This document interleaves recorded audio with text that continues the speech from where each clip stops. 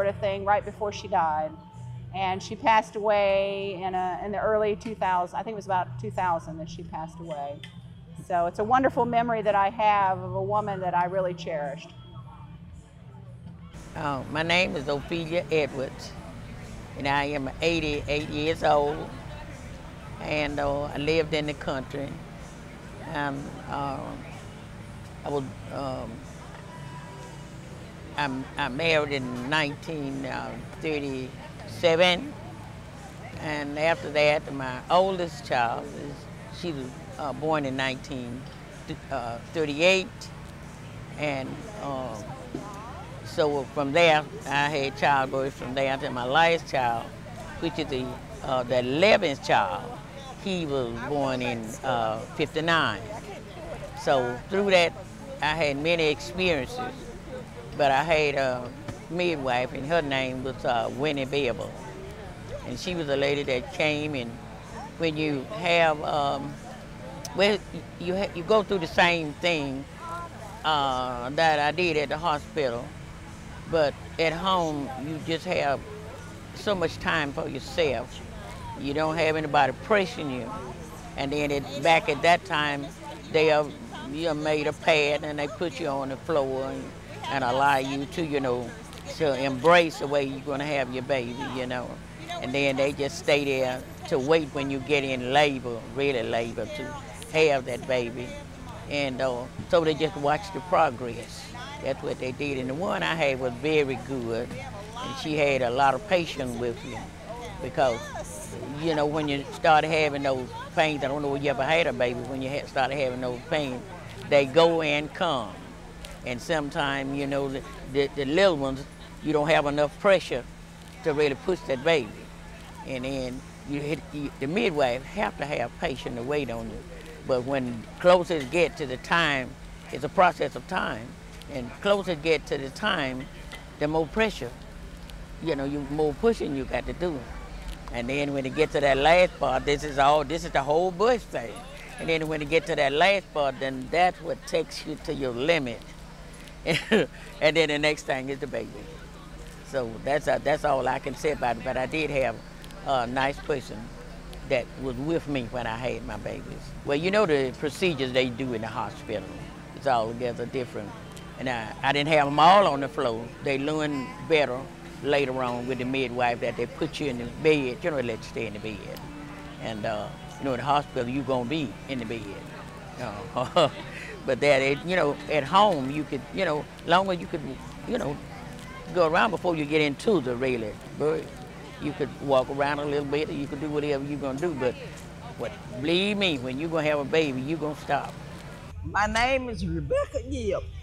Rebecca Melton Gibb. I was a Melton at the first beginning. And I'm 93 years old. Been in church 80-something years. But I didn't get up there and get a preacher in my hand. God give me my living. I can tell anybody, God get to me. Tell them how many children you got. And I got 10 children. I don't know how many grand I got now. But I'm 93 years old. Able to go work my God, stay in my house. Don't let him come and I let him come up there and look. And tell him to go back home. I can do my own thing. I had 8 children live by midwife. And yeah, I had two. I had to go to the hospital because they had to operate me. Lord have mercy. I ain't never in the field, but I sure went to the field before I had it. I ain't never stopped going. And that one thing now, I'm yet working my own God. He come up there and do something, say he can make more of me, but he can't. The midwife who do ever sit up there and drink, she tell me what to do. She tell me something to make me mad, and that'll make those pains come fast. But she's sitting up there drinking her coffee. I'm the one hurting. Yeah. Nothing did they do. Sure didn't. I had to do it all myself. I had three different midwives at the time I was having children. I didn't have the same one all the time.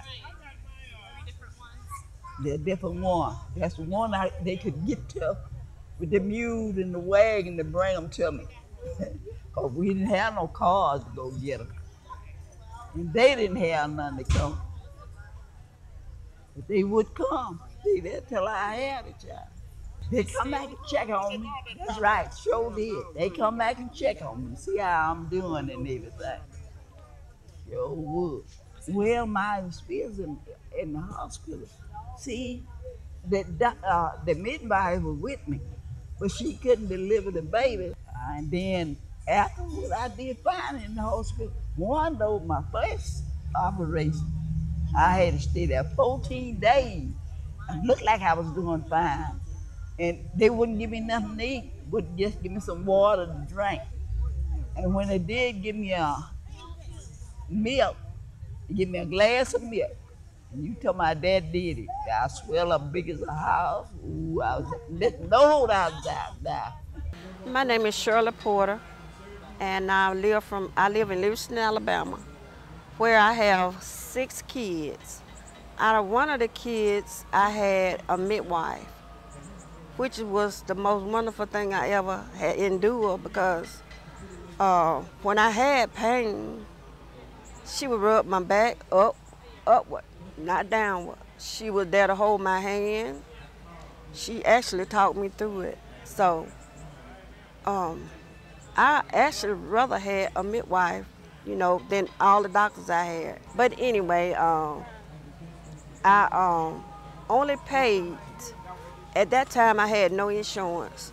I only paid her $100, which was great. Her name was Anna I. Johnson. She was from Livingston, Alabama.